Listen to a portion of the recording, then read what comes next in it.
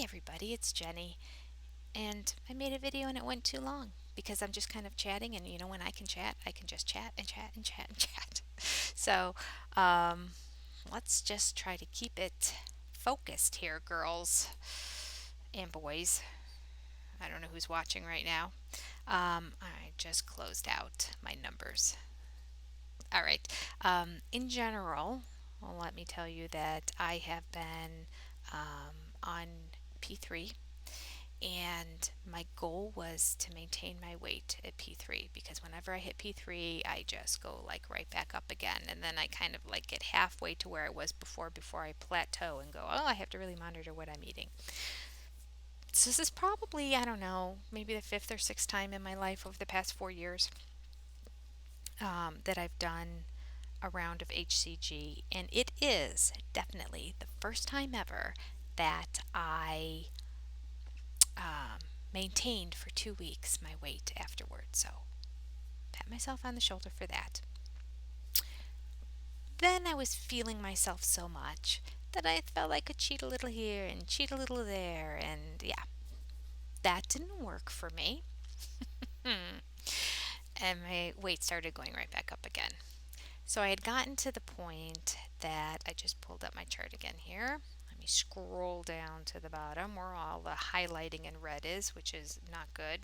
When it's highlighted in green, it means it's lower than what I've ever been. Highlighted in red is at some point I weighed less than this in my HCG journey. So it's going to be highlighted in red for a little bit here.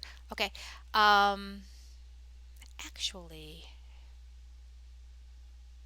truth be told, I lost weight at the very beginning of P3, so I've kind of been highlighting everything red from that weight that I've lost even more in P3. So at the end of P2, I was down 20 pounds. Um, and then I kind of gained a little bit right at the beginning of P3. Then I lost a little bit at P3, and then I started losing even more at P3. I got down to 21.2, so I lost a pound more, and then I slowly started creeping up again. That was around 10 days in where I was at my ultimate low. So I stayed down until like day 12, about the same, and then I started increasing my weight slowly. So then it was like up, down, up, down, up, down, up, down, but still always not as good as that one number was. We're at day 22 in P2 right now, and it says I have lost 18 pounds. Now, my numbers I think are a little bit off. I have to go back and double check them because when I look at certain numbers, they don't seem to jive. And so I think I did some math calculation because I don't use my calculator. I use my brain, which is stupid. Um, I may or may not be at 18. I may be closer to 17. We'll see. But we're just going to use the numbers that I have on my chart right now, especially because I like them. According to this chart, I am 1 or 2 pounds within where I was at the end of P2, which means if I'm 1 pound over, not too bad. Of course, it's not a loss, but not too bad. Dr. Simeon's in his protocol says don't go more than 2 pounds over. If I am at that 2 pound mark, then I am really need to get back down. If I am at that 2 pound mark, that means I've actually gone over 2 pounds on this P3, which makes me a little sad because you're never supposed to let your body do that. You're supposed to let your hypothalamus and your brain reset at this new weight and be comfortable at it. So you need to maintain or even go down a little bit, but you're not supposed to go more than 2 pounds over. So that was my mistake. Okay, so how am I going to do this? Now, my plan was to just jump right back into HCG again because it works. And I have got to, for my healthy wage journey, by the middle of October, lose about another 13 to 14 pounds from where I am right now. I don't want to have to do that. Okay, well, let me just say the end of August, 20th, 21st, 22nd, big scrapbooking retreat again in the Amish country. So I have a month leading up to that. So it seems the perfect time to do the HCG. However, I just want to do what's right for my body, and I'm not sure because it has only been 3 weeks since I last ended it, and I had a round before that, and you're supposed to increase the time in between so that you don't become immune to the HCG, and I think just overall health is probably best to do it. Um, I am supposed to wait longer. So I'm at 3 weeks now. It would be perfect if I started doing it after that retreat is over. Again, this is going to be the most difficult thing in the world because I bring home the leftover roast beef, grilled chicken, mashed potatoes, corn, pies. It's a difficult time in my house. So, I have to allow myself about 4 or 5 days grace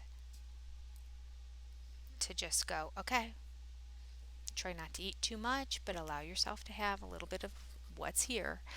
And we're going to jump into HCG. So, in order to do that, though, I really need to, in this next month, lose a little bit of weight. So, how am I going to lose weight without HCG? HCG is like my um, rock solid. Well, the easiest thing to do, I think, for me is first of all, let's just say intermittent fasting, I think, is a diet strategy that works for so many people. It totally works for me too. Works for me because once I start eating, I want to eat all day long. So that's how it really works for me. So I'm used to intermittent fasting anyway. I need to do that whether I'm in HCG or I'm not in HCG. So my eating window is about 6 hours when I'm not on HCG. When I'm on HCG, it almost is like an OMAD diet where it's just one meal a day. Um, and I don't eat anything else that day. Or like it's a 1 hour eating window. I might eat that and then like in about 20 minutes later want another little something else and then I'm good. Now that I'm not on HCG, I'm going to want to eat more often, but I believe I can make my eating window to be about 6 hours. For a while there, I was having no trouble with 4 hours too, so we'll see if I can try to get it as low as 4 hours again. Not so sure without being on HCG because I'm hungrier when I'm not on HCG. So keto seems to be the way to go. So a little bit of intermittent fasting, try to get my eating window as small as possible, and then stick with a ketogenic diet.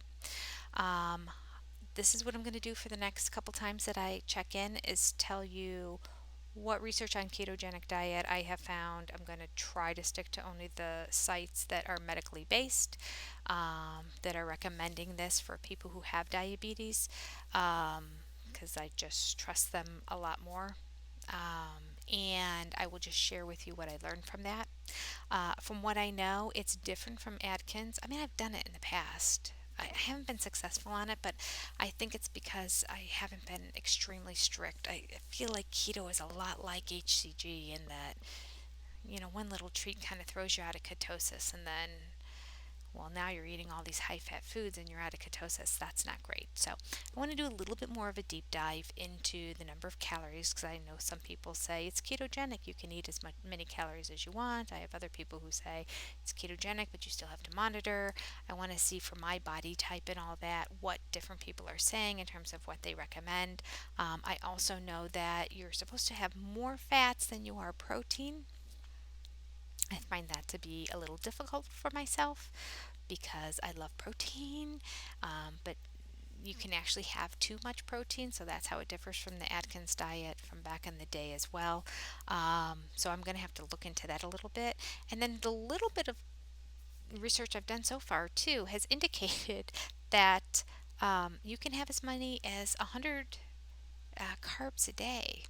So I need to look into that as well. 100 carbs a day.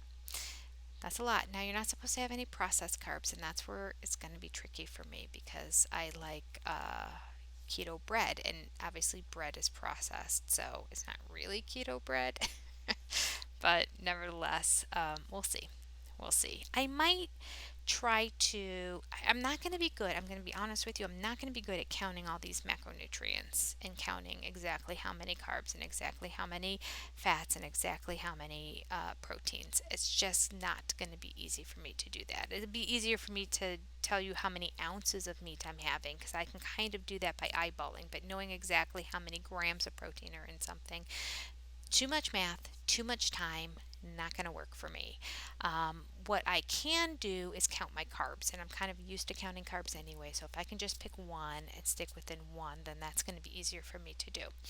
Um, and then we'll go from there. There's so many other topics that are swirling around in my head that I want to mention and talk about right now, but I think I can just try to keep myself focused, and all these ideas and thoughts about like how do you measure your ketones, and um, who should not be on the ketogenic diet, and what happens if you don't have enough fats. Just like so many ideas are in here.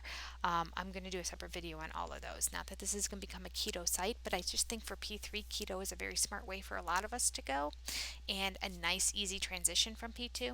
So I'll let you know if it's working for me. And if I can get my weight to start to come down a little bit, that would be exciting. So then it'll be something that you can do as well. Whatever you find to be successful on P3, share that with me too. I'd love to hear um, what are your successes. And yeah, and then I will get back in touch with you. Somebody posted on my or commented on one of my channels that um, I need to stop reinforcing myself with food. They are 100% right. That's so true. I haven't written them back yet. I just saw the comment in my email, and I haven't gone onto YouTube yet to comment on it and say, yeah, yeah, you're right. You're absolutely right. I'm working on it. I'm working on it. The only thing I like to do more than eat is spend time with my children. And I try to do that as much as possible. But sometimes that involves food too, so it makes it difficult. um, so yeah, okay. I'm working on it. I'm working on it. 100% correct and agree. And man, if I could just find that one thing that I love to do more than food, I would jump on it wholeheartedly and embrace it and spend as much time or even money in doing it. Um, but yeah, I can't, I don't know what it is. I wish I had another addiction. But I think I kind of have a little bit of an, I don't know if I have an addictive personality. I've never been addicted to alcohol. I've never been addicted to smoking. I've tried both of those and didn't care. Food is my thing. Food is my thing. So I'm working on it. I'm working on it. All right. I'll see you all tomorrow when I have a little bit more information to share about what I'm doing and where my numbers are. Take care and have a great day.